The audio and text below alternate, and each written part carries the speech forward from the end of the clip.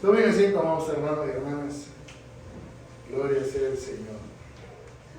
Vamos a leer, o abrir mejor dicho, nuestras Biblias en Hechos capítulo 20. Hechos capítulo 20. Y vamos a leer del versículo 19 al versículo 24. Y vamos a leer de manera antifonal. La palabra de Dios se lee con la bendición del Padre, del Hijo y del Espíritu Santo. Sirviendo al Señor con toda humildad y con muchas lágrimas y pruebas que me han venido por las acechanzas de los judíos. Ustedes. Y como nada fuese útil, he rehuido de anunciaros y enseñaros públicamente y por todas las casas, Testificando a judíos y a gentiles acerca del arrepentimiento para con Dios y de la fe en nuestro Señor Jesucristo. Ahora, he aquí, ligado por el Espíritu, voy a Jerusalén, sin saber lo que allá me ha de acontecer. Salvo que el Espíritu Santo por todas las ciudades me da testimonio, diciendo que me esperan prisiones y tribulaciones. Pero a ninguna cosa hago caso, ni estimo preciosa mi vida, con tal que acabe mi carrera con gozo y en ministerio que recibí del Señor Jesús, para dar testimonio del Evangelio de la gracia. Padre, te damos gracias, Señor. Oramos, Señor amado, para que la palabra de Dios pueda suplir la necesidad que nosotros tenemos. Te pedimos que tomes nuestras cargas, que tomes nuestras necesidades, que cualquier cosa, Señor, que se pueda convertir de pronto en un obstáculo, Señor, sea quitado de nuestra mente, de nuestro corazón, de nuestro ser. En el nombre de Jesús te lo pedimos, Señor amado. Te pedimos que tú puedas traer y añadir abundante bendición a la predicación en esta noche. Gracias, Espíritu Santo, por ese menester tuyo en nuestras vidas, Dios mío, Señor, porque tú estás despertando el corazón de tu pueblo, de tus hijas, de tus hijos, Señor. Porque tú nos estás llevando a esos niveles de excelencia, Dios mío, donde nosotros tenemos que realmente con un corazón dispuesto a buscar tu rostro, buscar tu presencia, en pocas palabras, hacer tu voluntad, Señor. Gracias, Señor amado. Oramos por la razón de ser, Señor amado, de tu iglesia, que son las personas que no tienen a Cristo, que son aquellos que no conocen de Dios, que son aquellos que están extraviados en el camino del Señor. En el nombre de Jesús oramos, Señor amado. Hay una promesa en la Biblia que dice para nuestras familias: cree en el Señor Jesucristo y serás salvo tú y tu casa, tú y tu familia, Señor. Y nosotros oramos en esta noche, Padre, conscientes, Señor amado, de la necesidad que tenemos en nuestros corazones, Señor, en el nombre de Jesús. He puesto como tema o título al sermón de esta noche: no te detengas, no te detengas.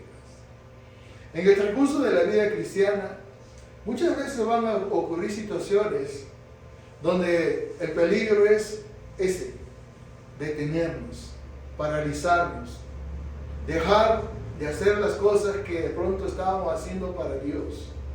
Y ese no es el deseo de Dios. Tomando el contexto de la Escritura en esta noche, vemos a Pablo, ¿no?, hablando de su ministerio en sí, pero haciendo un símil, haciendo una comparación de lo que él vivía como ministro del Señor con algo que es una competencia deportiva. Por esa razón, ¿no?, él dice al final del texto: pero de ninguna cosa hago caso, ni estimo preciosa mi vida para mí mismo, con tal que acabe mi carrera con gozo y el ministerio que recibí del Señor Jesús para dar testimonio del Evangelio de Dios. Y vamos a ver muchas veces, ¿no?, en la palabra de Dios, especialmente en algunas de las epístolas paulinas, viendo al apóstol comparando la vida cristiana como una competencia, como en una carrera. Él mismo dice: en una carrera, me encuentro en una carrera, en una competencia. Pero vamos a ver algunos textos que nos puedan graficar mejor lo que estoy diciendo. En 1 Corintios capítulo 9, 1 Corintios capítulo 9, del versículo 24 al 27, vamos a leer de manera antifonal.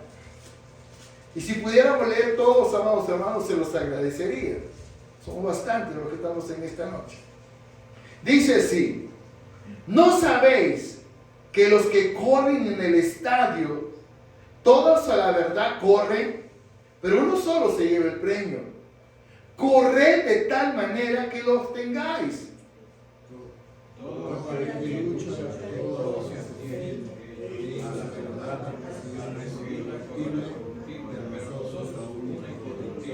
Así que yo de esta manera corro, no como a la aventura, de esta manera peleo, no como quien golpea el aire, sino que golpeo mi cuerpo y lo pongo en servidumbre, no sea que habiendo sido heraldo para vosotros, yo mismo venga a ser eliminado. Ahora, no es como comenzamos, amados hermanos. Tenemos que entender que hay un proceso, ¿no?, donde Dios interviene en nuestras vidas con un propósito. No toda la vida vamos a ser bebés espirituales, por ejemplo. Tenemos que crecer, tenemos que madurar para asumir responsabilidades, para poder obedecer a los mandatos que encontramos en la Biblia, como por ejemplo Marcos 16:15, que dice: por tanto, id y predicad el evangelio a toda criatura. O Mateo 28:19, que dice: id y hacer discípulos. Pero en ese proceso Dios va a intervenir de muchas formas. Por ejemplo, educándonos, instruyéndonos. ¿Para qué? Con un propósito: servir a Dios. Amén o no amén. Ahora, la vida cristiana se presenta como una competencia. Tiene un inicio y tiene un final. A ese final nosotros le vamos a denominar, o le vamos a llamar meta. Y en la vida cristiana nosotros tenemos que tener metas. Hay una meta suprema. Lógicamente es la meta principal. Pero yo me pregunto, como cristiano, ¿cuál es tu meta como cristiano? ¿Qué es lo que tú quieres hacer como meta, como cristiano, como cristiana?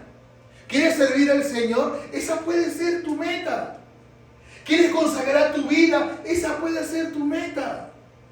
¿Quieres hacer que los dones que Dios nos da, que te dan de seguro de algo, tienes de Dios, ¿no?, sean puestos al servicio de Dios? Esa tiene que ser tu meta. Y de cierta manera las metas muchas veces se convierten en desafíos en la vida cristiana. Yo nunca me olvido cuando yo me convertí, llegó un predicador tremendo que me impactó, ¿no? De verdad, el fuego, la unción, la autoridad que este hombre tenía, ¿no? Yo estaba ahí de meses, estaba convertido ahí, y de pronto en mi corazón yo le dije así, con sinceridad a Dios, le dije: Señor, yo quiero predicar como este varón. Y me impactó. Y de pronto, aquello que le dije a Dios se convirtió para mí en una meta. Y yo dije: Señor, yo no voy a parar hasta que me convierta en un predicador de tu palabra, Señor amado. Una meta. Pero yo tengo un dicho, un refrán como el que acabo de llamar. Yo siempre digo: vas a predicar, si Dios quiere que prediques, que prediquemos la palabra de Dios, pero que respaldemos esa predicación con nuestras propias vidas, con testimonio, con compromiso, con consagración, tomando con seriedad este camino en el cual Dios nos ha colocado. ¿Amén o no hay amén? Amén. El más grande desafío que nosotros debemos tener en este sentido es llegar a la meta. En Hechos 20:24, quiero volver un ratito, dice: pero de ninguna cosa hago caso, ni estimo preciosa mi vida para mí mismo, con tal que acabe mi carrera con gozo y el ministerio que recibí del Señor Jesús, para dar testimonio del evangelio de la gracia de Dios. ¿Cuál era su meta? Dar testimonio de la gracia de Dios. ¿Cuál era su meta? Acabar la carrera. Él tenía claro, había un comienzo, un inicio. En camino a Damasco fue su comienzo. En camino a Damasco, cuando se encuentra con Jesucristo. Cuando era un perseguidor de la iglesia, él no tenía ni idea realmente quién era Jesucristo, hasta que Jesucristo se revela a él. Pero él asume un compromiso supremo con el Señor. Y las palabras memorables que le dice el apóstol, ¿no?, en ese contexto, Saulo de Tarso, es: Señor, ¿qué quieres que yo haga? Como diciendo: Señor, yo me pongo a tu disposición. Como diciéndole a Dios: Señor, usa mi vida, Señor. Y él no era cualquiera persona, era un hombre preparado. Él era un teólogo, por así decirlo. Era un conocedor de la ley, no era cualquiera persona. Pero lamentablemente estaba equivocado. hasta que conoció a Jesucristo. Muchos de nosotros, amados hermanos, hemos estado equivocados hasta que verdaderamente Jesucristo vino a dar un rumbo a nuestras vidas. Y de pronto la vida cambió de sentido para nosotros. Y tuvimos que reconocer que estábamos equivocados. Y muchas veces tuvimos que incluso ser hidalgos para decir a Dios: Señor, ten misericordia, perdóname, Señor. Sentía el llamado vez tras vez, me recordaban y esto y lo otro, pero yo no obedecía. Sabía que yo tenía que comprometerme contigo, pero yo no me comprometía. Esa es la idea de las palabras de Saulo de Tarso. Señor, ¿qué quieres que yo haga? En el libro de Filipenses, la Biblia dice que tenemos que terminar nuestra carrera con gozo. Con ese gozo que puede sentir este atleta que se prepara, digamos, para los Juegos Olímpicos y durante 4 años se prepara con tesón, no se esfuerza, ¿no? Hasta que el día que llega la competencia y se pone en el punto de partida, ¿no? Tomemos un ejemplo, este gran atleta, este gran velocista Usain Bolt, cuando se ponía ahí al comienzo y cuando de pronto sonaba el disparo de salida, y este hombre empezaba a correr como una gacela, y cuando llegaba a la meta, el gozo indescriptible que él reflejaba en su corazón. ¿Por qué? Porque había logrado su objetivo. En esta competencia es diferente, porque en una competencia natural solo uno se lleva el galardón mayor. En cambio, en esta carrera, el galardón, la recompensa, la corona va a ser para todos nosotros. Pero tú tienes que esforzarte. Tenemos que esforzarnos para lograr aquello. En Filipenses capítulo 3, del versículo 12 al 14, la Escritura dice así: no que lo haya alcanzado ya, ni que ya sea perfecto, sino que prosigo por ver si logro hacer aquello para lo cual fui también asido por Cristo Jesús. Hermanos, yo mismo no pretendo haberlo ya alcanzado, pero una cosa hago, olvidando ciertamente lo que queda atrás y extendiéndome lo que está delante, prosigo a la meta, al premio del supremo llamamiento de Dios en Cristo Jesús. Prosigo a la meta. Él tenía claro cuál era su compromiso con Dios. Él tenía claro, ¿no? Como a veces nosotros podemos decir, ¿no? Yo tengo un dicho, ¿no? Señor, mientras yo tenga fuerzas para hablar de ti, mientras yo tenga vida para hablar de ti, mientras yo tenga ese tesón, esa sagacidad, esa fortaleza para hablar de ti, yo lo voy a hacer. Pero llega un momento, amados hermanos, en que las fuerzas decaen y ya no somos los mismos. Y empezamos a decaer físicamente, nuestra salud empieza a desquebrajarse. Y ahí entramos, ¿no?, ya en el descanso de Dios, en el descanso, por así decirlo, en el descanso ministerial, ¿no? Esperando nuevamente ese momento sublime donde nosotros tengamos que partir a la presencia de Dios. Pero eso es lo maravilloso y extraordinario, que nosotros podemos tener esa certeza y esa seguridad de que en un momento dado, ya cuando las fuerzas no dan, ya el vigor no da, la salud no da, ya estamos quizás desahuciados, sabemos hacia dónde nos vamos. Amén o no, y amén. Ahora, Pablo, y quiero leer este texto una vez más, no que lo haya alcanzado ya, ni que ya sea perfecto, sino que prosigo para ver si logro hacer aquello para lo cual fui también asido por Cristo Jesús.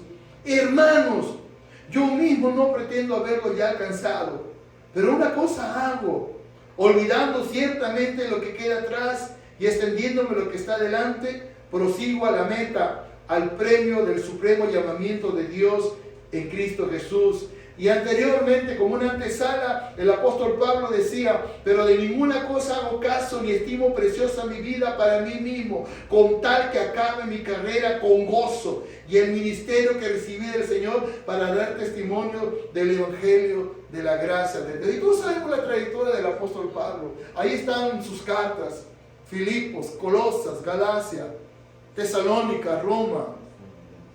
Bendito sea el Señor. El hombre fue un apóstol. El hombre fue un fundador de iglesias. El hombre tenía el ministerio quíntuple. Era un hombre dotado de dones extraordinarios.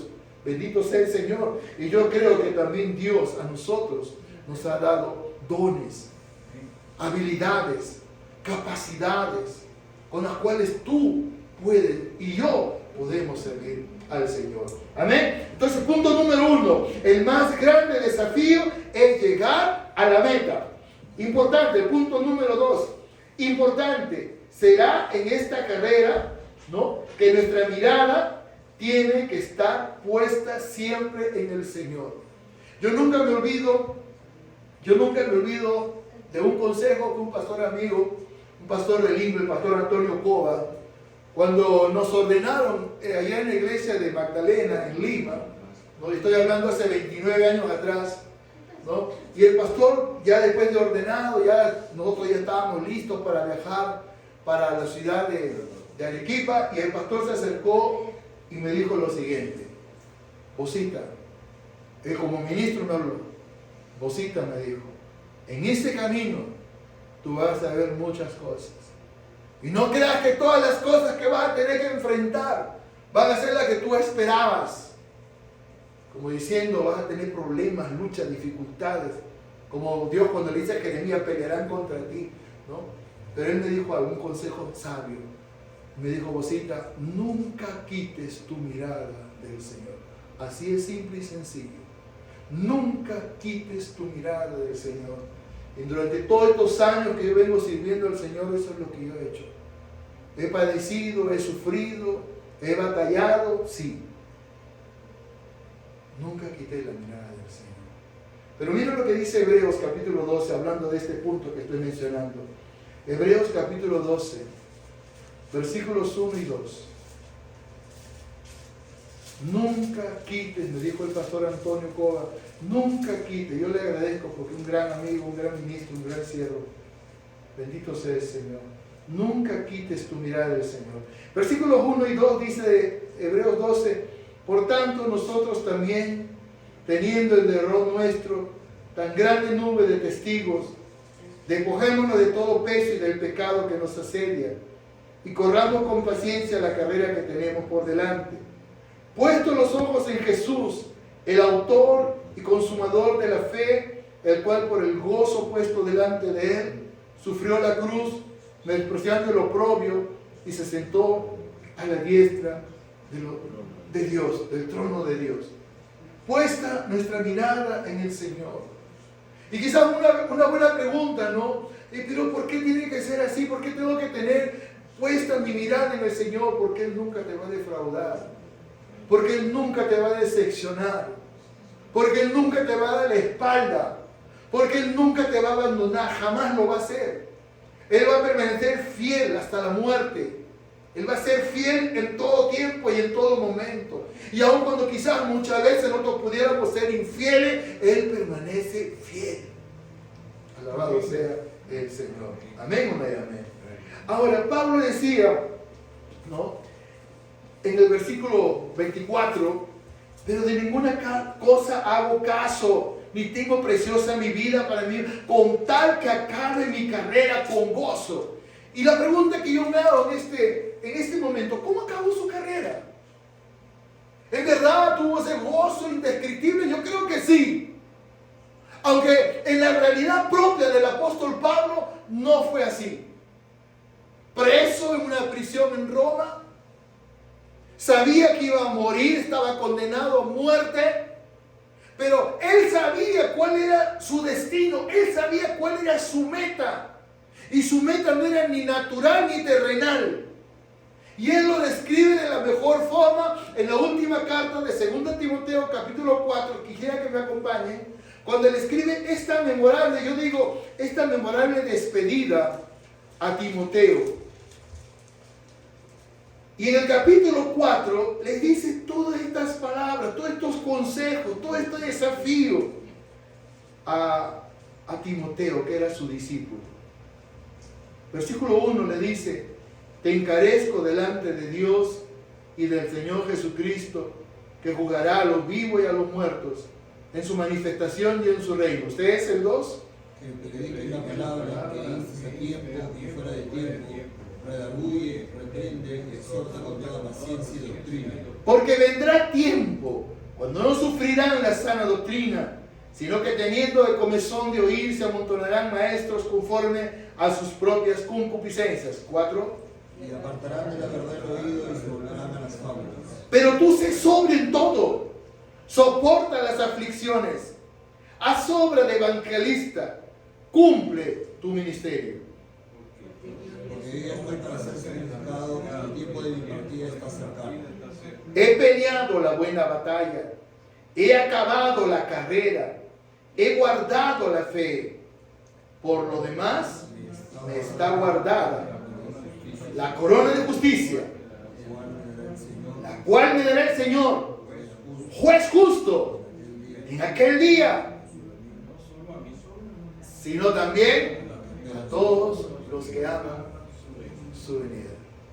Mire esas palabras finales.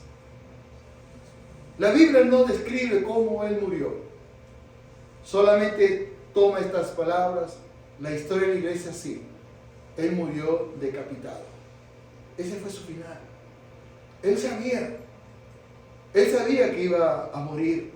Por eso le dice, ¿no? Como en un desafío, le dice a sus discípulos, versículo 5, pero tú sé sobrio en todo, soporta las aflicciones, porque él mismo estaba sufriendo las aflicciones de estar en una prisión condenado a muerte. Soporta las aflicciones, haz obra de evangelista, cumple tu ministerio, porque yo ya estoy para ser sacrificado y el tiempo de mi partida está cercano.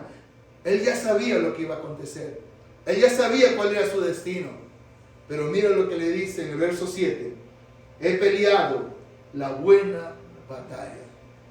Yo les mentiría, amados hermanos, si yo dijera, mire, usted está en el camino del Señor, no, ya no va a tener problemas, ya no va a tener obstáculos, ya no va a tener dificultad. Yo le engañaría, amados hermanos, si yo le dijera eso. Pero yo sí le diría, mira, estás en el camino correcto, estás en el camino del Señor, agárrate con todo, como me dijo el pastor Antonio, no, mira al Señor, no quites tu mirada del Señor, que tu mirada esté siempre en Él, aprende a depender de Él, que Él sea tu sustento, tu soporte, tu fortaleza, bendito sea el Señor. Y en esos 29 años de vida que tengo con Cristo, eso ha sido el Señor para mí, mi soporte, mi sustento, he aprendido a depender de Él. Bendito sea, y del Espíritu Santo. Pero miren lo que dice en el libro de Colosenses, bendito sea el Señor, capítulo 3. Colosenses capítulo 3. Y ni qué decir del galardón, ¿no?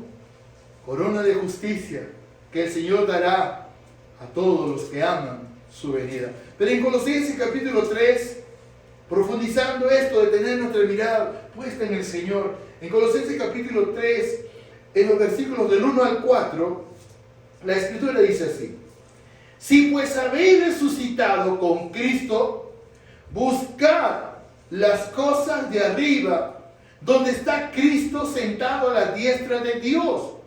Poned la mira en las cosas de arriba, no en las de la tierra, porque habéis muerto y vuestra vida está escondida en Cristo, con Cristo en Dios. Cuando Cristo vuestra vida se manifieste, entonces vosotros también seréis manifestados con Él en gloria. Y ahí está hablando del destino futuro, del destino eterno. Mientras estamos acá, bien, somos personas ocupadas, trabajando, sacando adelante, qué sé yo, los estudios, el trabajo, los negocios, ¿no? Proyectándonos, ¿no?, con esperanza en un futuro prominente, promisorio, bendecido. Pero allá en el cielo también están trabajando por nosotros, para que cuando nosotros partamos para allá podamos ser acogidos. Qué sabroso, amados hermanos, es cuando tú llegas a un lugar, ¿no?, y en ese lugar te atienden, ¿no?, te abren la puerta de sus casas, ¿no?, te dan un lugar donde reposar, ¿no?, te extienden la mesa con la comida servida. Y qué lindo, ¿no?, cuando tú te sientes, ¿no?, que esa gente está siendo hospitalaria contigo. Qué maravilloso. Pero imagínate cuando estemos en el cielo. Mira lo que dice San Juan 14. Cuando estemos en el cielo. Y esta no es una falacia, hermano, es una verdad gloriosa. San Juan 14. Vamos a leer de manera antifonal. Son 3 versículos nada más. San Juan 14:1 dice así: no se turbe vuestro corazón. Creed en Dios, creed también en mí. ¿Ustedes? En la casa de mi padre muchas moradas hay. Si así no fuera, yo os hubiera dicho, voy pues a preparar lugar para vosotros. Y si me fuere, yo prepararé el lugar, vendré otra vez en el arrebatamiento. Vamos a desaparecer, ya no va a estar aquí. Yo os tomaré a mí mismo, para que donde yo estoy, vosotros también estéis. El Señor también ha pensado en nuestro futuro eterno, hermanos. Claro, hay un futuro terreno, hay un futuro presente, el futuro de la vida misma. Pero hay un futuro principal, encima de todo esto, es el futuro eterno. Allá en el cielo nos espera una morada. Mientras tanto acá quizás está construyendo nuestras casas. Pero nuestra mirada cuando está puesta en las cosas de arriba, sabemos qué nos está esperando, ¿no? Y sin desmerecer, ¿no?, los anhelos, los deseos, ¿no? Yo digo, Señor, ¿cuándo tendré mi terrenito? ¿Cuándo estaré sentando la primera piedra?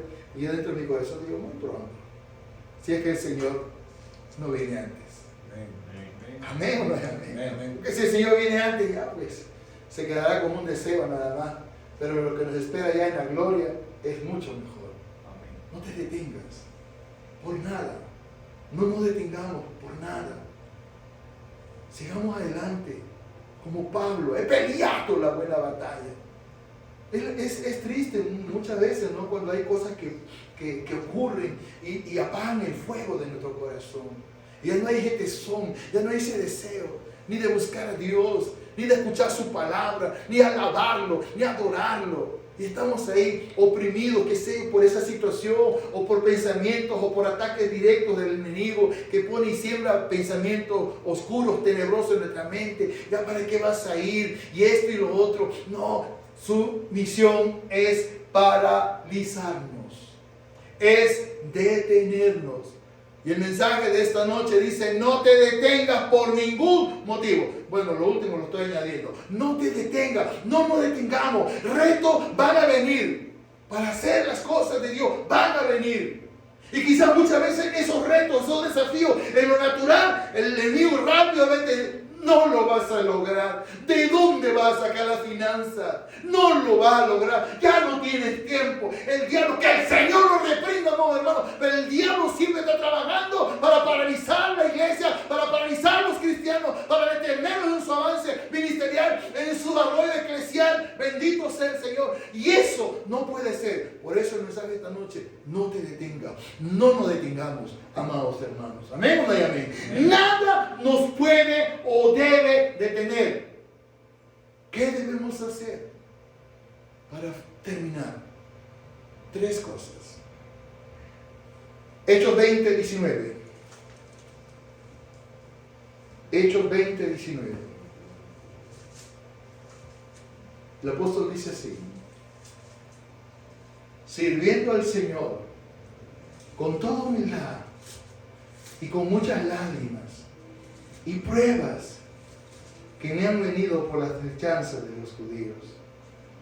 Sirviendo al Señor con toda humildad y con muchas lágrimas y pruebas que me han venido por las asechanzas de los judíos.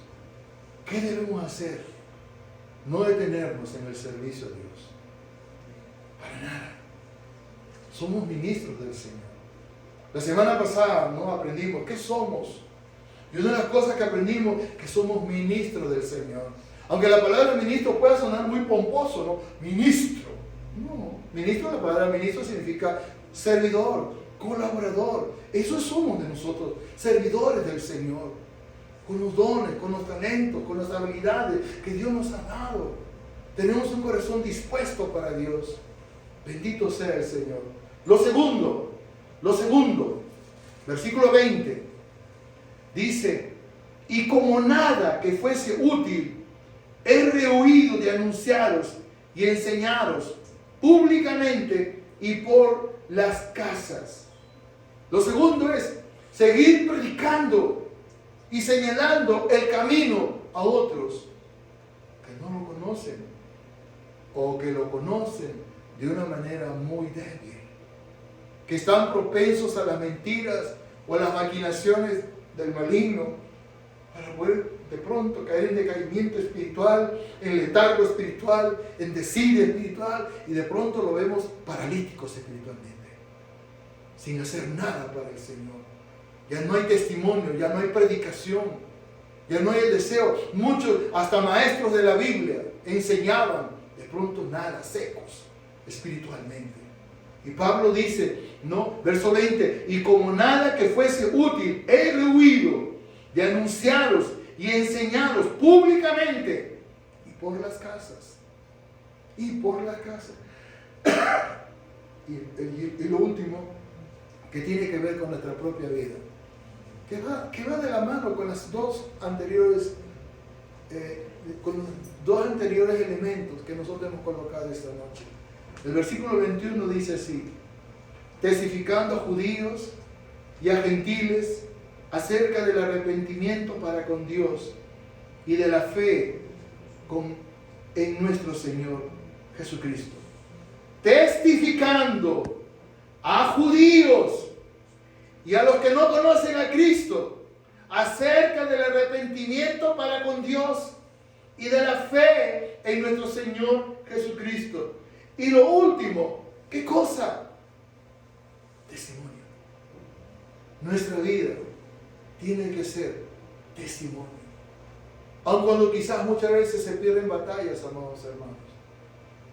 Aun cuando quizás muchas veces cometemos errores, nos equivocamos, pero nada nos puede detener. Si hay un corazón arrepentido como el del rey David, ustedes conocen la vida de este gran hombre de Dios, que fue el único hombre, ¿no?, a quien Dios le dijo: un varón conforme mi corazón. Y todos sabemos la vida, los errores que él cometió. Él adulteró, por ejemplo. Adulteró con Betsabé. No solamente adulteró con Betsabé, sino que engendró un hijo con ella. Y después, ¿qué hizo? Mandó llamar a su esposo para cubrir su pecado. Pero como no lo logró, entonces le vino la idea: mandémoslo al frente de batalla, a lo más recio, y cuando ya vean el peligro, déjenlo solo. Y los generales que estaban con él, así lo hicieron, y él fue asesinado. Cometió un crimen. Y después mandó Dios al profeta Natán a hablarle de una historia de un hombre que había cometido un abuso terrible, ¿no? Que él tenía muchas ovejas, pero dice que fue donde una persona que tenía una ovejita y le dijo: mira, que este hombre que tenía muchas ovejas no tomó la oveja que este único tenía, que esta única persona tenía esa ovejita. Y David se indignó y se llenó de cólera. Claro, era el rey, y le dijo al profeta Natán: ese hombre es digno de muerte y debe pagar tantos talentos. Y el profeta Natán se levantó y le dijo: ese hombre eres tú. Y por lo tanto el niño va a morir. Y la espada no va a ser quitada de tu casa. Por eso Absalón, cuando se rebeló, fue hasta muerte. Y lo único que le detuvo, ¿no?, en esa rebelión contra su propio padre fue la muerte de Absalón. Su hija fue violada. Absalón violó a todas las concubinas que el rey David. Y eso fue profetizado por el profeta Natán. Pero este hombre, este varón de Dios, después de todo eso, se arrepintió. Se arrepintió. Y Dios miró ese arrepentimiento. Él no había perdido la memoria de lo que este hombre, el gran hombre de Dios, había sido. Pero lo que hizo Dios fue restaurar el ministerio del rey. De tal manera, ahí tenemos los salmos. Salmos preciosos que Él nos ha dejado como un legado. Salmos que incluso los cantamos en la iglesia, coros, ¿no?, himnos, que los cantamos en la iglesia. Y en la memoria de Dios, Dios dijo: varón conforme mi corazón. ¿Él fracasó? No fracasó. ¿Él pecó? Sí pecó. Pero él se arrepintió y asumió su liderazgo. Doloroso de liderazgo. Yo hablo como padre. Imagínate que tu hijo se rebele contra ti, Que tu hijo trame, no la muerte, no que un hijo trame la muerte de su padre para quitarle el reino. Todo eso pasó. Terrible, amados hermanos. Cuando uno lee las consecuencias del pecado, fue terrible. Pero gloria al Señor, que este hombre se arrepintió. Por esa razón, amados hermanos, no debemos detenernos. Quizás tú me puedas decir en esta noche, no sé si puedes poner en el fondo, quizás tú me puedas decir en esta noche, pastor, si usted supiera todas las cosas que yo estoy pasando, quizás tú me puedes decir en esta noche, pastor, si tú supieras las luchas que tengo, quizás en mi trabajo, en mi hogar, con mis hijos, con mi economía. Y quizás tengas razón en el sentido de que tú dices en esta noche, si tú supieras, y quizás, amado hermano, yo tenga que hacer algo para decirte, no lo sé. Pero en este lugar, en este momento, está el Dios Todopoderoso. Yo percibo que Él está caminando en esta noche. Se acerca a ti y tú puedes percibir su paz, como diciendo, yo conozco tu dolor, yo conozco tu tristeza, yo conozco tu impotencia, pero no olvides que yo estoy aquí contigo. Yo soy tu sostén, yo soy tu soporte. Yo soy el que te dice, mira que te mando, que te esfuerces, que seas valiente, que no tengas temor, no desmayes, no te desanimes, no te desalientes. No va a ser fácil, como cuando Dios habló al profeta Jeremías, pelearán contra ti, vas a tener problemas, vas a tener dificultades, vas a tener que enfrentar circunstancias difíciles, pero yo estaré contigo donde quiera que tú vayas.